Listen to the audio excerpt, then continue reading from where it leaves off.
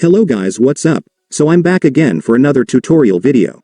So in this video, I will gonna show you how you can create a new Flutter project on Visual Studio Code, so if you are interested then keep on watching.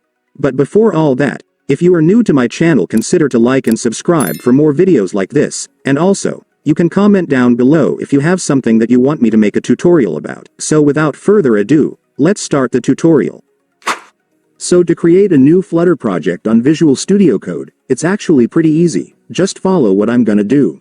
But before doing that, first, I want you to be sure that you already have installed and set up your Flutter on your computer. If you haven't done that yet, I have a clear step-by-step tutorial video on how to do it, so just watch it and then come back here once you have properly installed Flutter on your computer.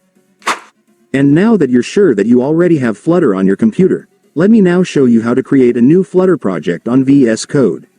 So to do that, first, I want you to open your VS Code. And once you've opened the app, next, I want you to click the View option on the menu at the top. And then select the command palette. And here at the command palette, you just need to search for Flutter.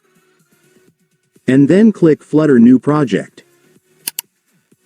And then click Application. And after that, your File Explorer will appear, so in this case, you just need to select the directory where you want your new Flutter project to be saved. In my case, I will just choose to save it in the desktop directory. Once you've selected, just click this button. And then you can now name your project to whatever you want. And once you're done naming, just press Enter to proceed.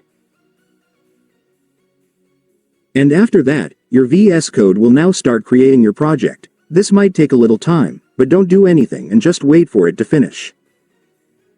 And once this shows on your screen, it's done. Congratulations, that means that your Flutter project has now been successfully created, so you can now start doing your project. And so that's just how you do it, guys. Now that you've watched this video, you can now do it yourself. So that concludes our tutorial video for today. I hope it helped you. Thanks for watching. Goodbye.